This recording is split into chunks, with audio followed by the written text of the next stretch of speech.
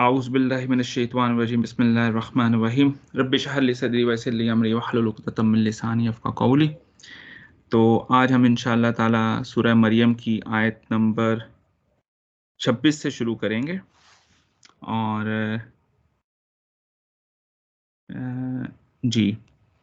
और पिछली दफ़ा खुर्रम भाई ने 2 बहुत अहम सवालात भी किए थे और उसका वो जो है कुरान का एक बड़ा कह लें कि हुस्न है कि उन्हीं के अंदर उसका जवाब भी मिल जाता है।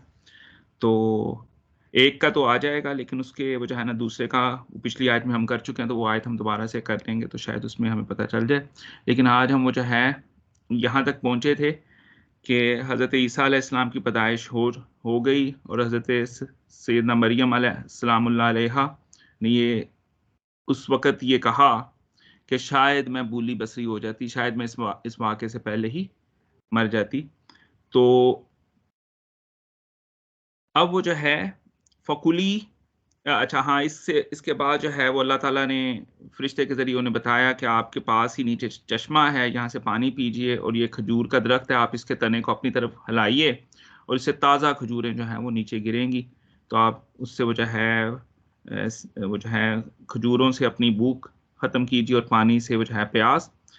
अब और तीसरा जो था वो ईसा अलैहिस्सलाम की ज़ात बबरकत थी, बच्चे की शक्ल में।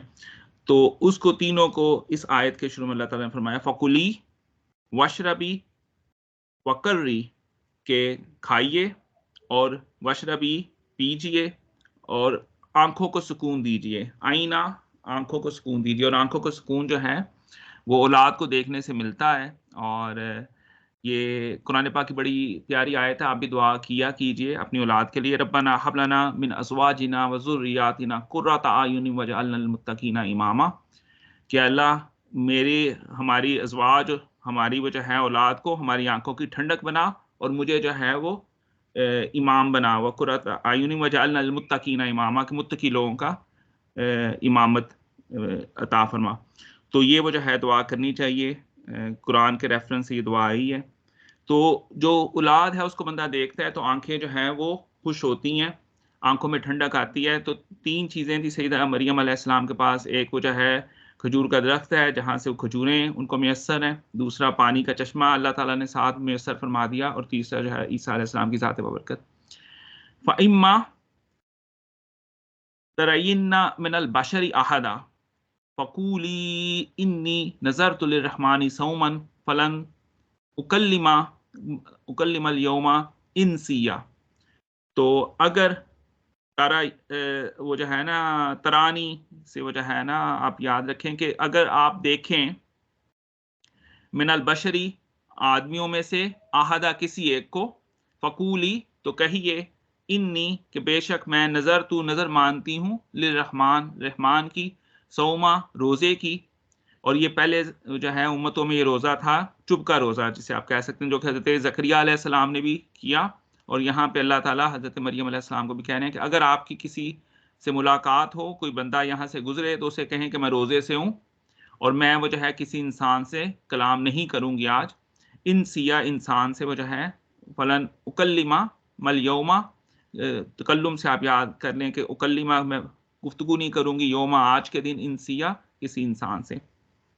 फ़ातत बिहा कौमहा अब अल्लाह ताला ने यहाँ पे ड्यूरेशन नहीं बताई कि सैयदना मरियम अलैहिस्सलाम कितना अरसा अब यहाँ पे रही हैं, जहाँ पे आपको ये सहूलतें मयस्सर थीं खाने-पीने की और फिर अब वो जो है ना अपनी कौम की तरफ वापस आई हैं। फ़ातत बिही कौमहा तहमिलुहु तो हमल कहते हैं उठाने को, तो इसीलिए हामला औरत जो है वो बच्चे को अपने पेट में उठाए फिरती है तो इसलिए उसको हमल कहते हैं।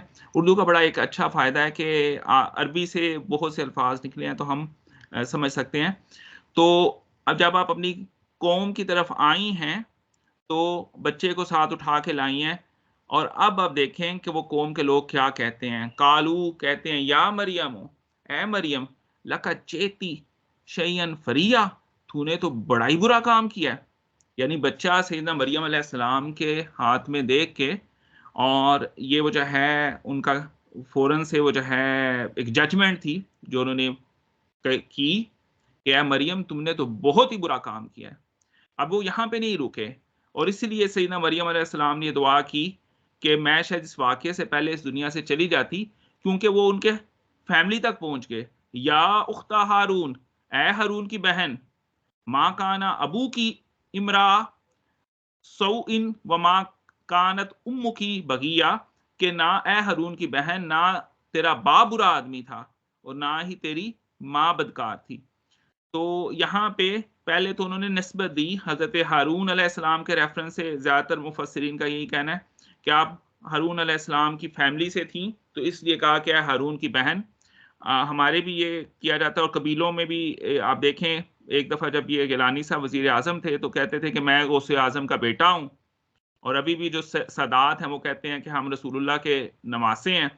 तो मेरे नाना, यानी अभी भी आप किसी सैयद सादात से बात करें तो वो रसूलुल्लाह को इस तरह मुखातिब करते हैं।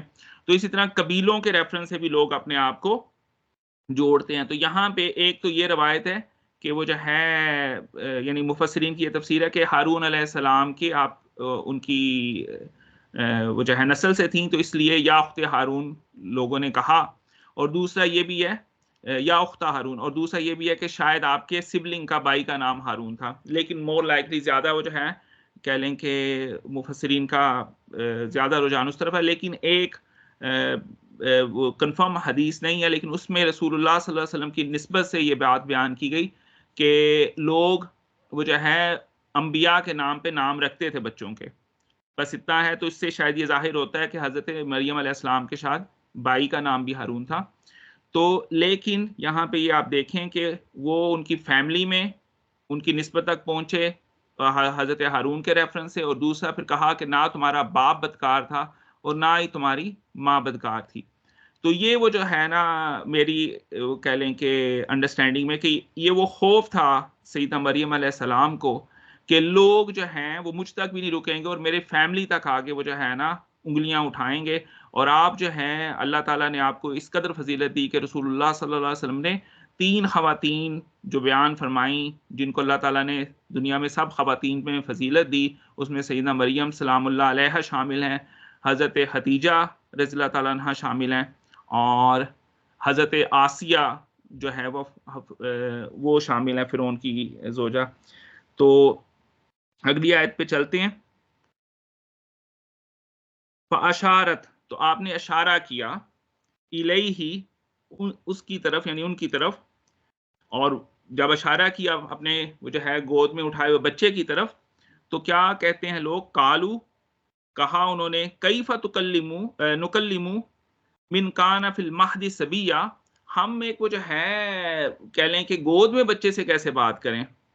अब ये सबिया का लफ़्ज़ जो है पहले आ चुका है, हज़रत याहिया के पीछे हम आयात में पढ़ चुके हैं। और अल्लाह ताला ने कहा कि हमने उनको हिकमत दी जब वो सबी थे, यानी जब वो बचपन में थे, बच्चे थे। तो यहाँ पे भी गोद का महदी सबिया, महद गोद को कहते हैं। तो हम इस गोद के बच्चे से कैसे कलाम करें। अब हज़रत ईसा अलैहिस्सलाम जो हज़रत मरियम सलामुल्लाह अलैह की गोद में थे, तो उन्होंने ख़िताब किया और क्या कहा, काला इन्नी अब्दुल्लाहि, के फरमाया मैं बेशक मैं हूँ अल्लाह का बंदा। आतानियल किताबा वजअलनी नबिया, कि मुझे जो है वो किताब दी गई है और मुझे नबी बनाया गया। अब आप देखें, हज़रत ईसा अलैहिस्सलाम, एक तो ये सबसे बड़ा मौजज़ा कि वो गोद में गुफ्तगू कर रहे हैं बचपन की हालत में। और दूसरा, पहला तो उन्होंने ये वो जो है कहा कि मैं अल्लाह का बंदा हूँ, जो ये जो है ईसाइयों को ख़ास तौर पे बताया जा रहा है आज के इन आयात के रेफ़रेंस से, कि आपने उनको अल्लाह का बेटा बना लिया। और दूसरा, याहिया अलैहिस्सलाम के लिए अल्लाह ताला ने क्या कहा था, या याहिया खुज़िल किताब बिक़ुव्वा, कि इस किताब को कुव्वत से पकड़ लो। ठीक है? और यहाँ पे हज़रत ईसा अलैहिस्सलाम फरमा रहे हैं कि मुझे तो किताब दे के भेजा गया है, आतानियल किताबा, और मुझे जो है वजालनी नबिय्या, और मुझे जो है नबी बना के भेजा गया है। यानी वो पैदाइशी नबी जो है हज़रत ईसा अलैहिस्सलाम हैं। वजअलनी मुबारकन, और मैं जो है बरकत वाला हूँ। ऐना मा कुंता, मैं जहाँ कहीं भी हूँ। ये भी जब मैं ये पढ़ रहा था, तो मुझे वो जो है वो कह लें कि मेराज के रेफ़रेंस से इसरा की वो आयत 15वें सिपारे में अल्लाह ताला ने बयान फरमाई है। सुब्हानल्लज़ी अस्रा बिअब्दिही लैलन मिनल मस्जिदिल हराम इलल मस्जिदिल अक़सल लज़ी बरकना हौलहू, कि पाक व ज़ात जो अपने बंदे को रातों रात ले गई मस्जिद हराम से मस्जिद अक्सा की तरफ, बरकना हौलहू, और उसकी सराउंडिंग को हमने बरकत वाला बनाया है। तो मस्जिद अक्सा की सराउंडिंग क्या है? वहाँ पे हज़रत ईसा अलैहिस्सलाम की पैदाइश हुई है। और यहाँ पे वो फरमा रहे हैं ईसा अलैहिस्सलाम, वजअलनी मुबारकन, कि मुझे जो है वो बरकत वाला बनाया, ऐना मा कुन्तु, कि जहाँ कहीं मैं हूँ मेरी वजह से वहाँ पे बरकत आती है। वौसानी, और मुझे जो है वो वसीयत की गई है, बिस्सलाती, नमाज की, वज़ ज़काती, और ज़कात की, मा दुमतु हय्या, जब तक मैं रहूँ ज़िंदा। अब आप देखें ईसा अलैहिस्सलाम बचपन में है, माँ की गोद में है, और आपको नमाज ज़कात का भी हुक्म दे दिया गया, और आपकी ज़ात जो है वो बरकत वाली है, आपको किताब दे दी गई, और आपको जो है नबी वो जो है नॉमिनेट किया गया बचपन से ही, पैदाइश से, और आप अब्दुल्ला हैं, अल्लाह के बंदे हैं। ये सारे वो जो है ईसा अलैहिस्सलाम बता रहे हैं। और यही वो नमाज और ज़कात जो कि हर कह लें कि नबी की शरीयत में मौजूद है और आज हम पे भी फ़र्ज़ हैं।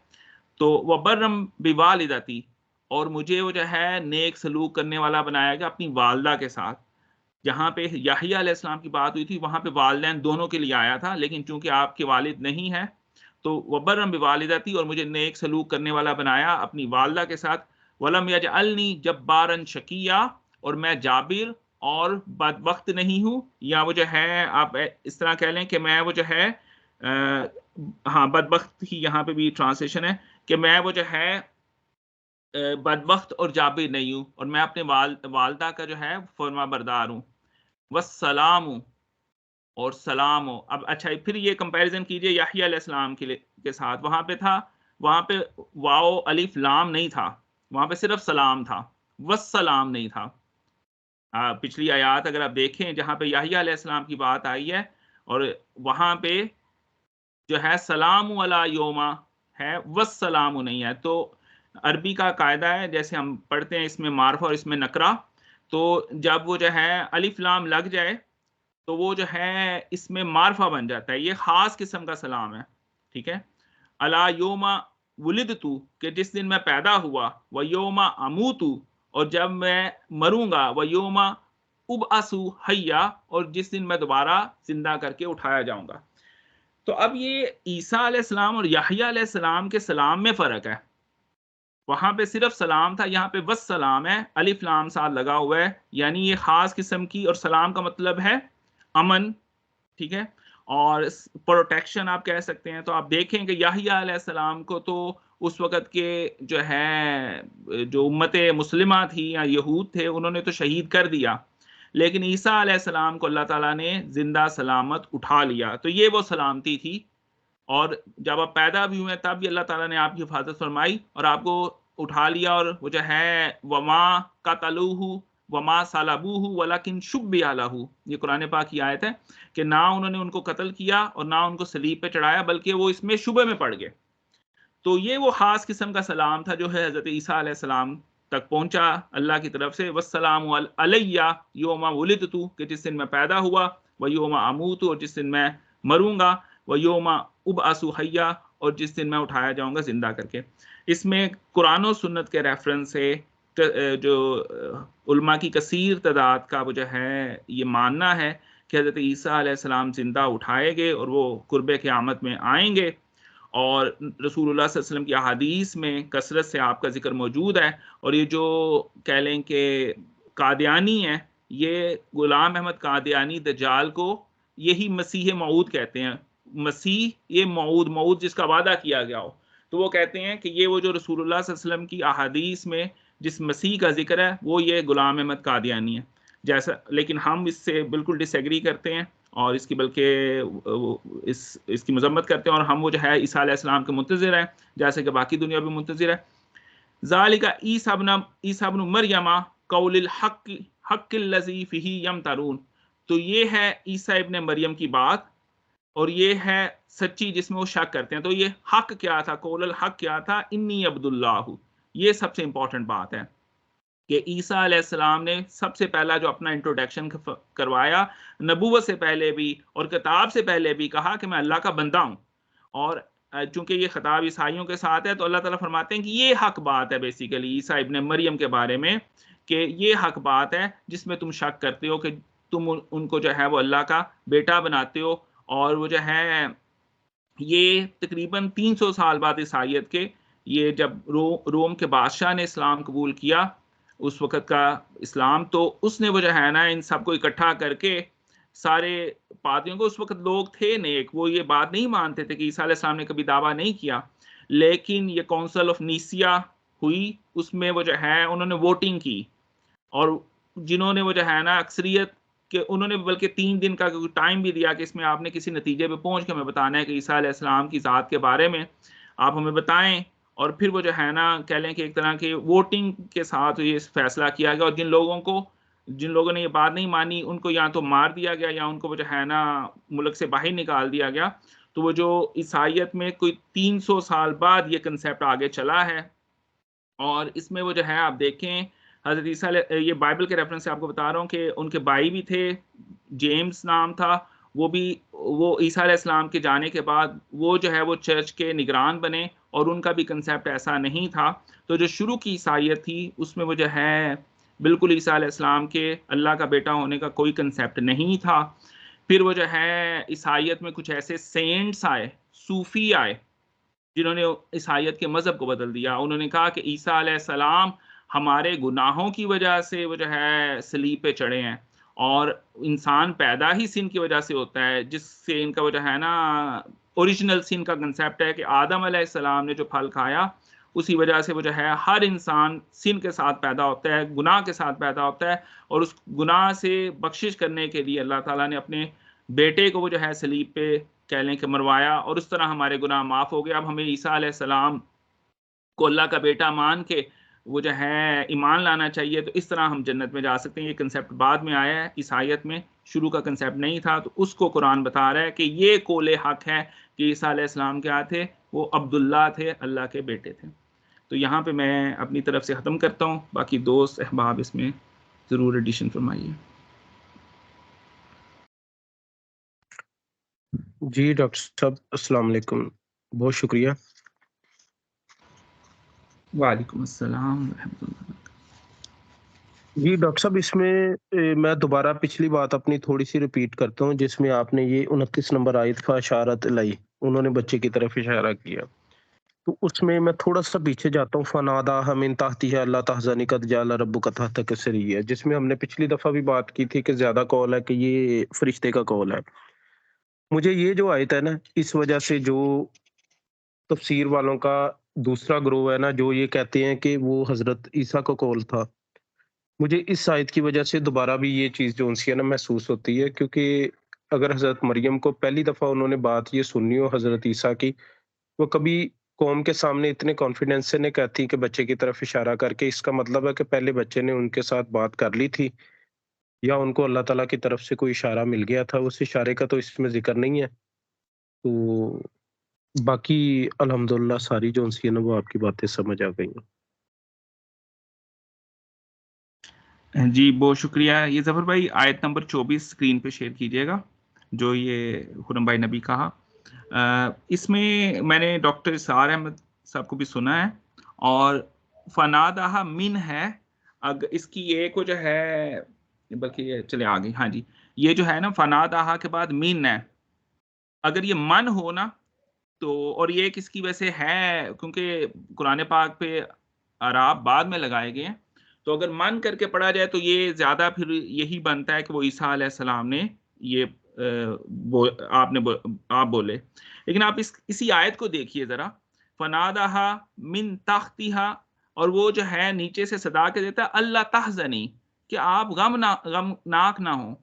तो ये वो जो है, यानी ईसा अलैहिस्सलाम पैदाइश होते ही उन्होंने अपनी माँ को, वालिदा को ये कहा, एक ये है। फिर कद जाला जाला रब्बू की तख्ता की सरिया, के आपके पास अल्लाह ताला ने वो जो है ना, आपके रब ने चश्मा बना दिया है। और ये ईसा अलैहिस्सलाम बीबी मरियम को बता रहे हैं, अगर आप इसको इस कांसेप्ट में लें कि पहला जो नदा है वो ईसा अलैहिस्सलाम ने दी है।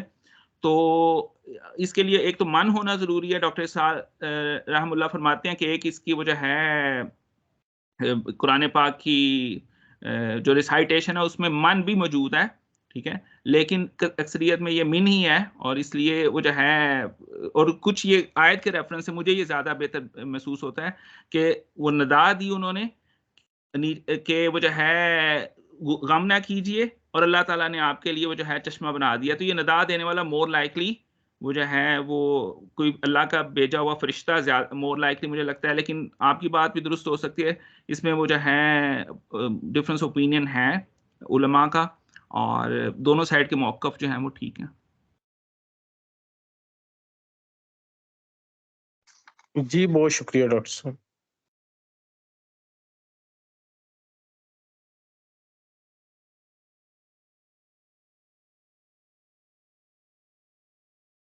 जी, कोई और दोस्त ऐड कुछ करना चाहेंगे या फिर दुआ कर लें?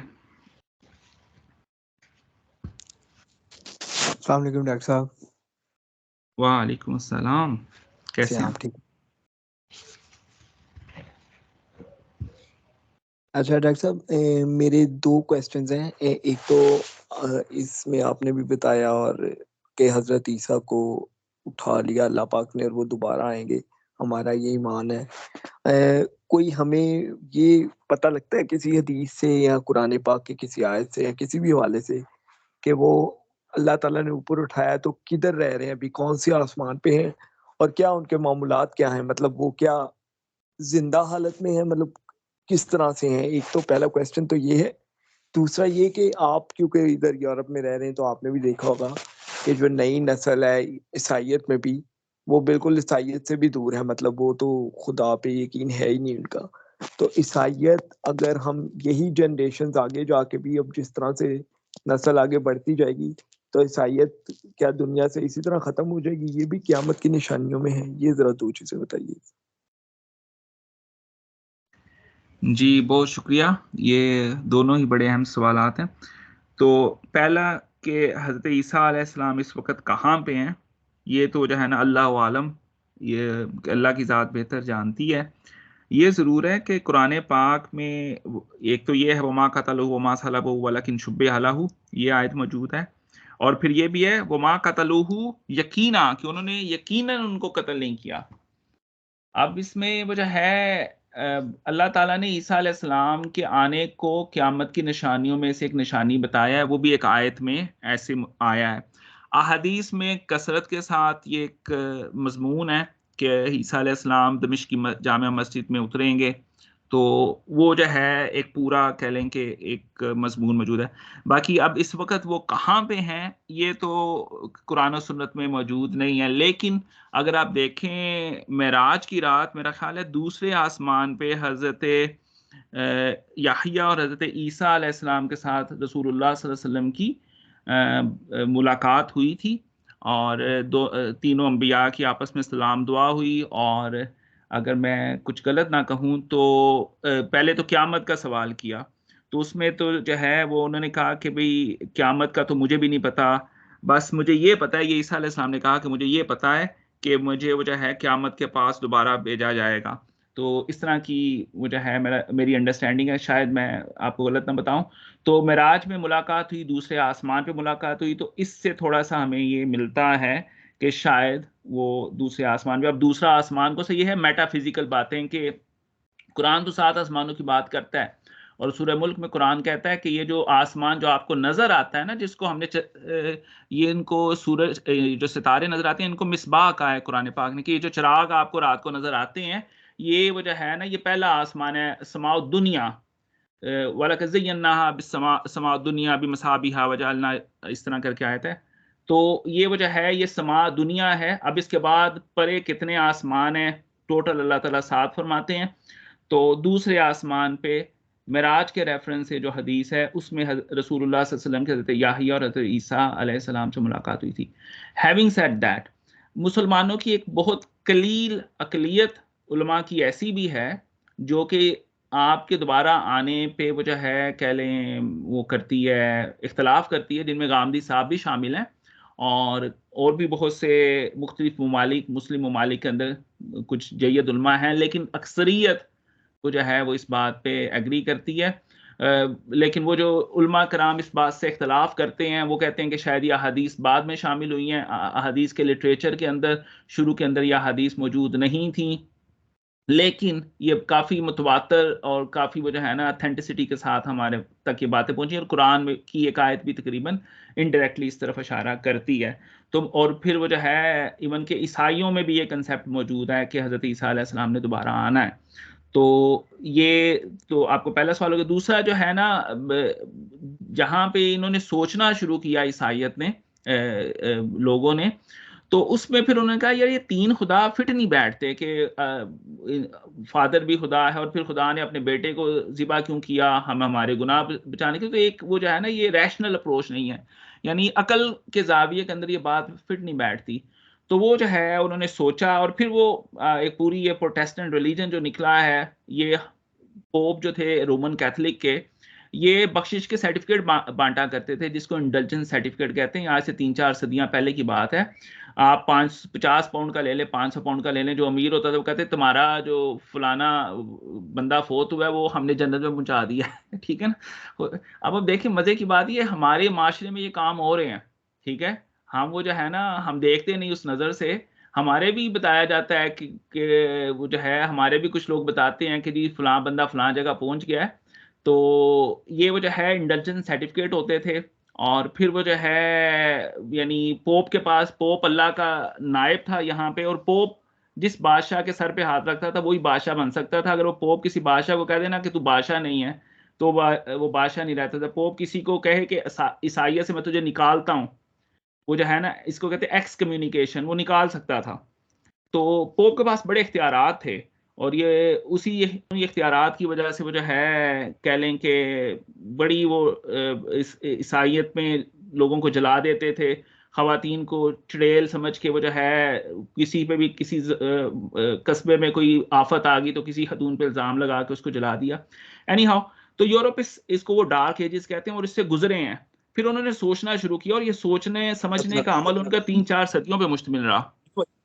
और उसके बाद वो जो है ना, कह लें कि यूरोप इस नतीजे पे पहुंचा है इनमें से अक्सरियत की, अब वो हो गए एग्नोस्टिक। एग्नोस्टिक है कि तशकीक का शिकार है, शक का शिकार है। वो कहते हैं खुदा है या नहीं है मुझे नहीं पता।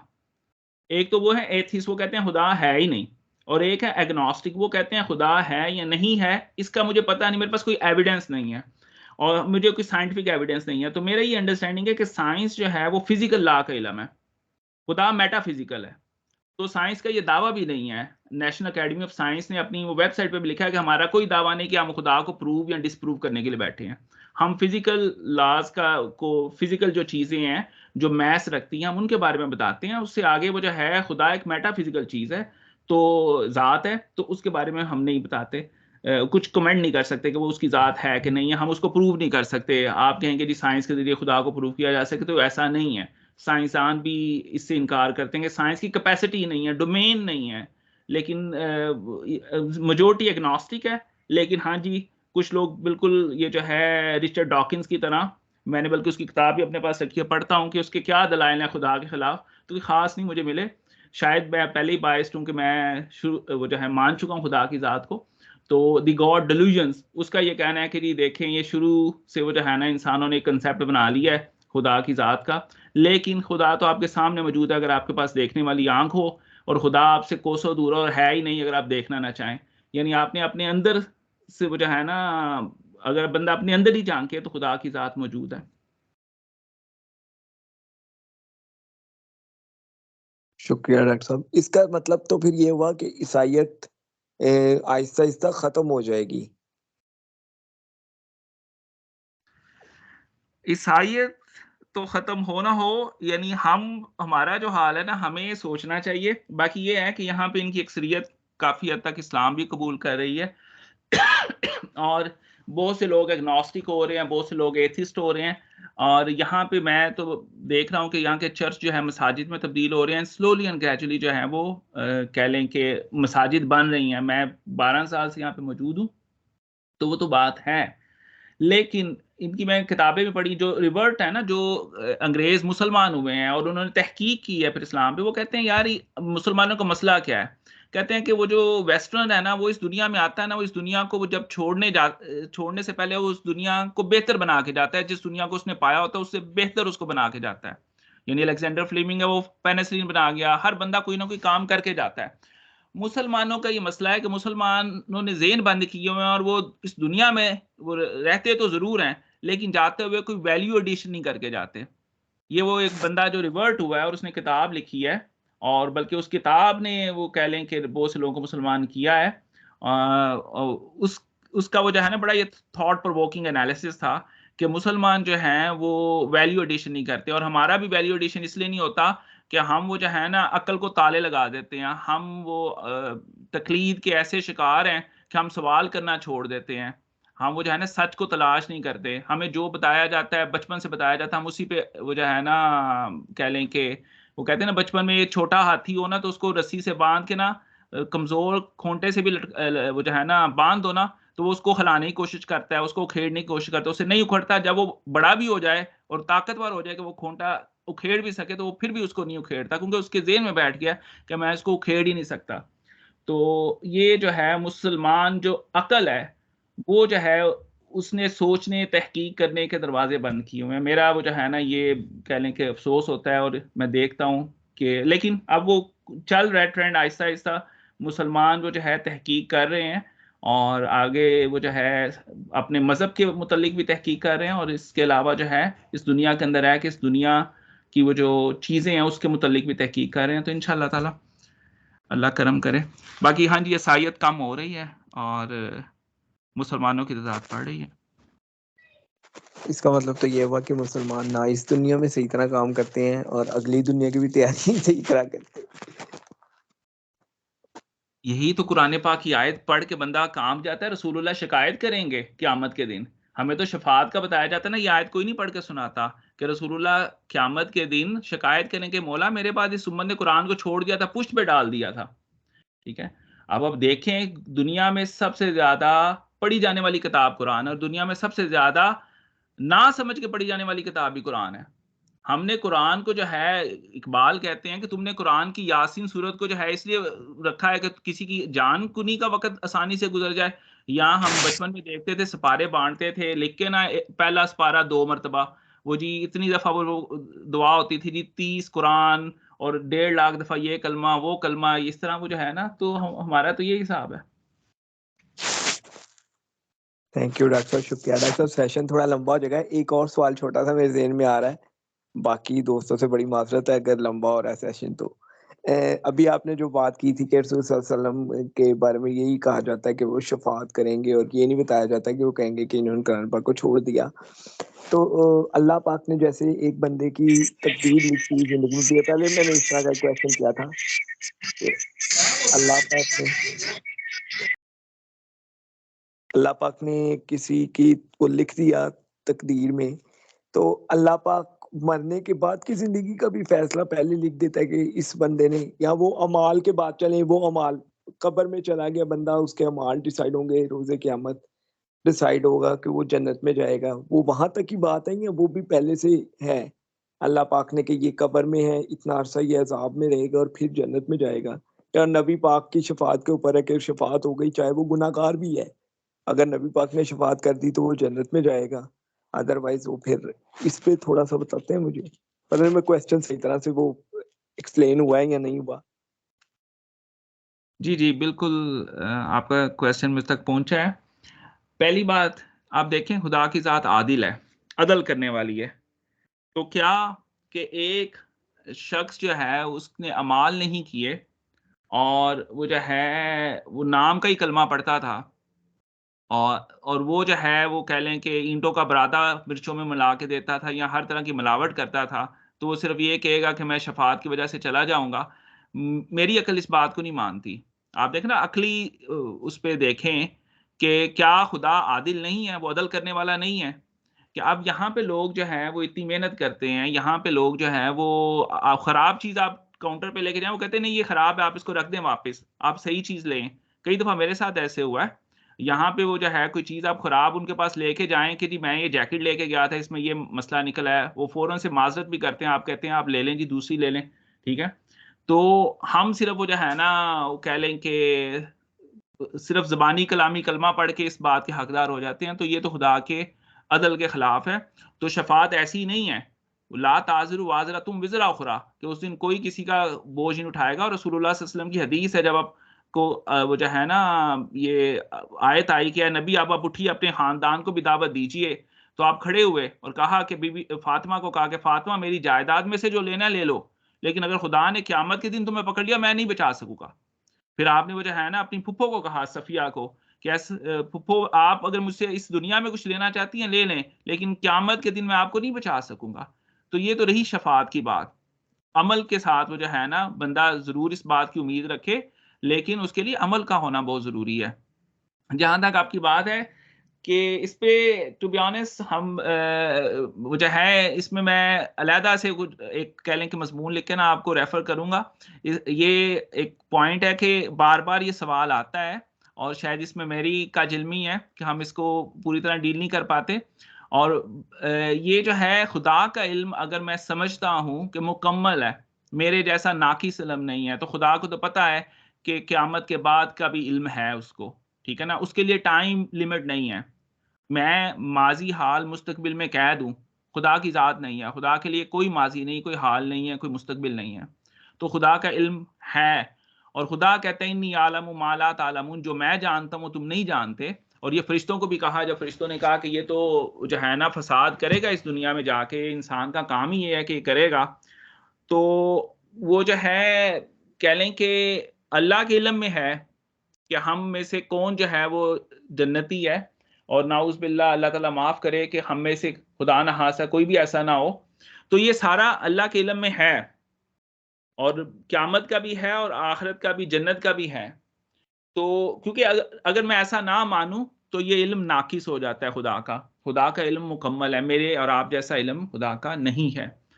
यहाँ पे इकबाल जो है, रिकंस्ट्रक्शन ऑफ रिलीजियस थॉट, अपनी किताब में वो ये कह देते हैं, अब पता नहीं इकबाल इसको कैसे वो तकदीर के इल्म को इस तरह लेके आते हैं कि अगर वो जो है ऑप्शंस किसी काम की बनती हैं, ए, बी, सी, डी, खुदा को ये चारों ऑप्शंस तो पता हैं, लेकिन ये नहीं पता कि इसने बंदे ने ए करना है, बी करना है, या सी करना है, या डी करना है। यानी बात वो जो है ये है कि खुदा जो है वो अनजस्ट नहीं है, आदिल है। अगर खुदा ने जन्नत तैयार की है उन लोगों के लिए जिन्होंने मुश्किलात पे सब्र किया, और किसी के लिए खुदा ने जहन्नुम भी तैयार की है, तो खुदा अमल के अगर पहले से सब कुछ प्री डिसाइडेड है, तो ये तो ज़ुल्म है।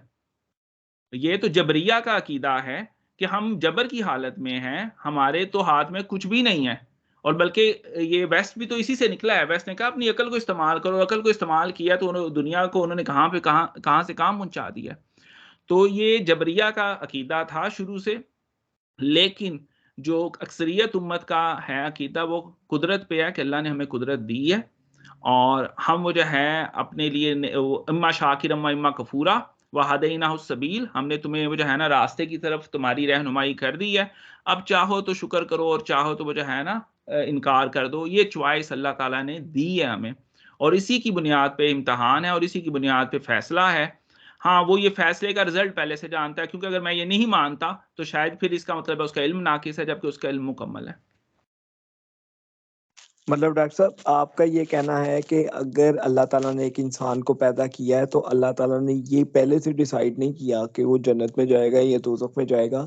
अल्लाह ने इंसान को अक्ल दी है, वो अक्ल और शऊर हासिल करने के बाद खुद फैसला करे कि क्या बेहतर है और क्या बेहतर नहीं है।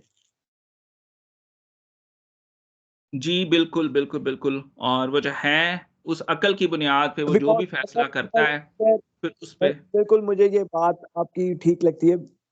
लेट्स सपोज फॉर इंस्टेंस एक बंदा अगर किसी गैर मुस्लिम घराने में पैदा हो गया, हिंदू घराने में पैदा हो गया फॉर एग्जांपल, तो उसको अक्ल और शऊर के बाद ये डिसाइड करने का तो पूरा इख्तियार है ना कि ये मजहब सही है भी या नहीं है।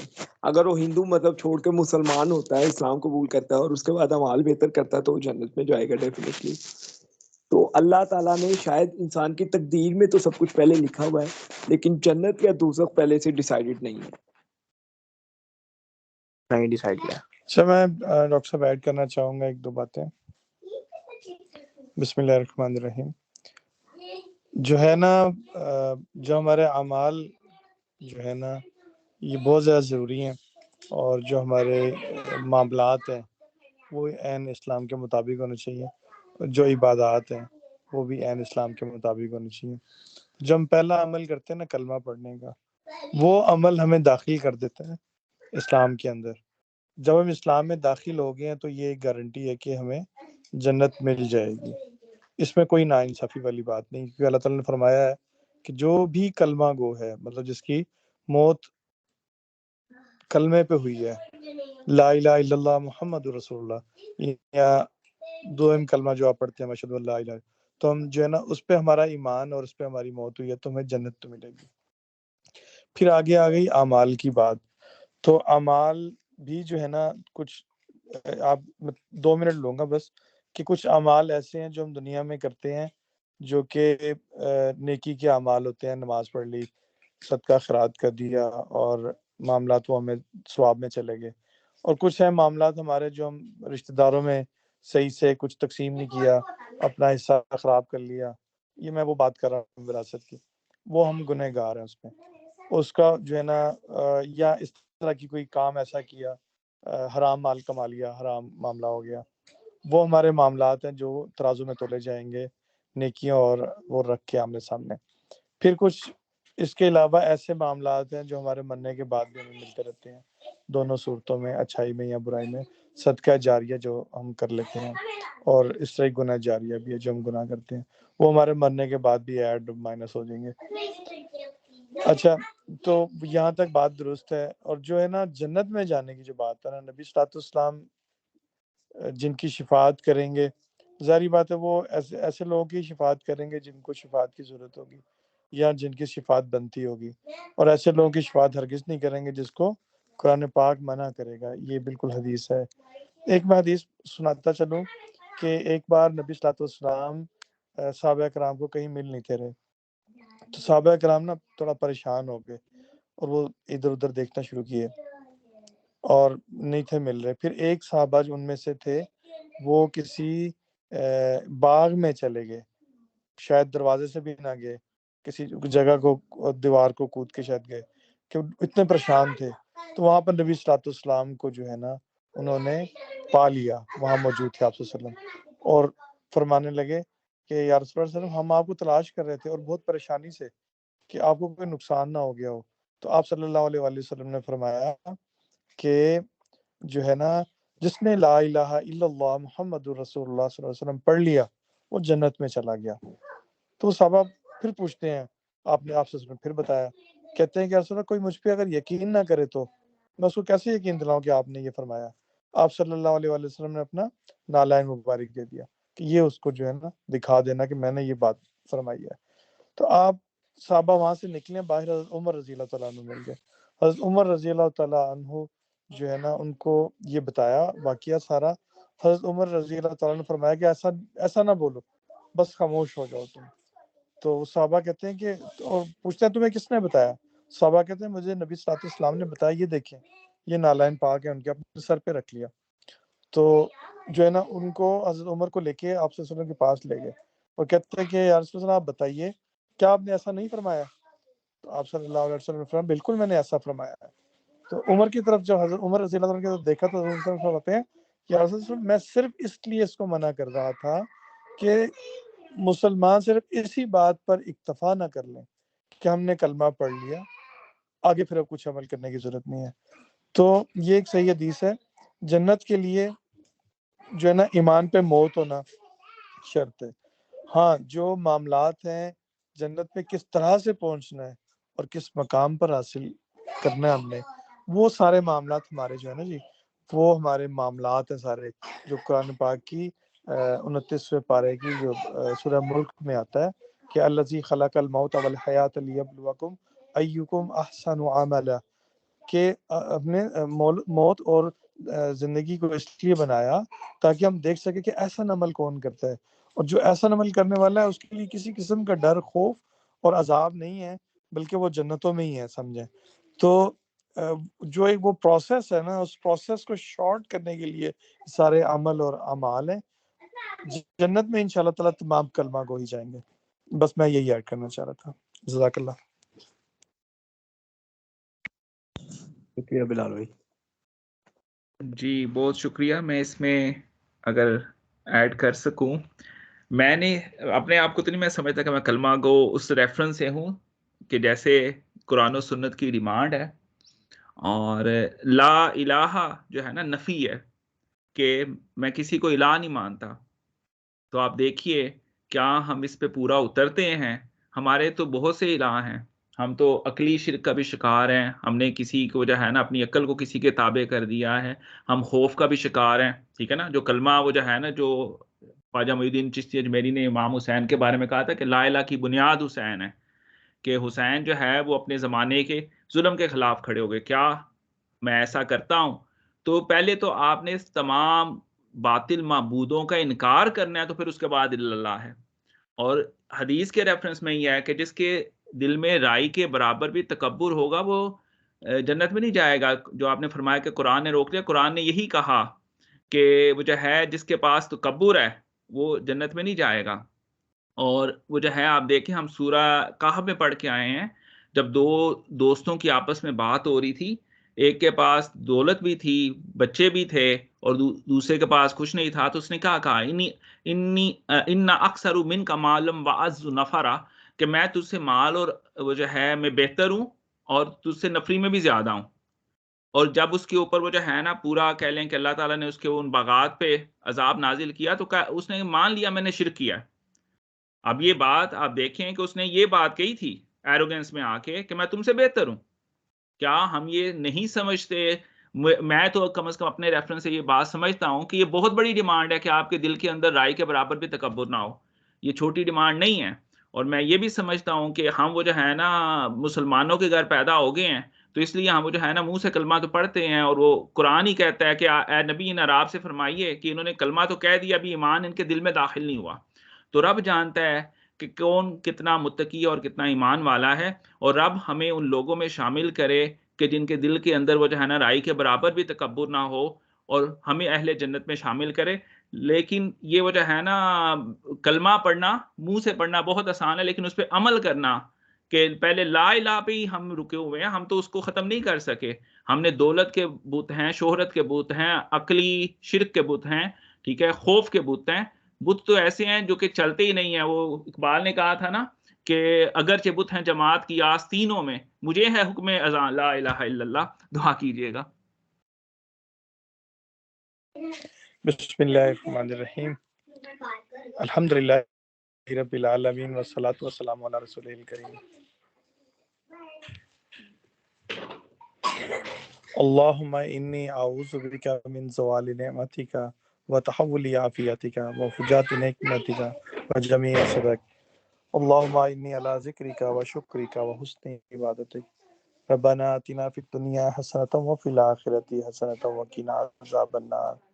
रब्बना ज़लमना अनफुसना व इल्लम तग़फिर लना व तरहमना लनकूनन्ना मिनल ख़ासिरीन। अल्लाहुम्मा इन्नी अला ज़िक्रिका व शुक्रिका व हुस्नि इबादतिक। या अल्लाह ताला जिन जितना भी कुरान पाक पढ़े इसको समझने की, इस पे अमल करने की तौफीक अता फरमा। इस पे पढ़ने में, समझने में कोई गलती कोताही होगी उसको दरगुजर फरमा देना। या अल्लाह ताला हमारे घरों में ईमान की दौलत अता फरमा, सबकी जायज़ मुरादों को पूरा फरमा। आमीन या रब्बुल आलमीन।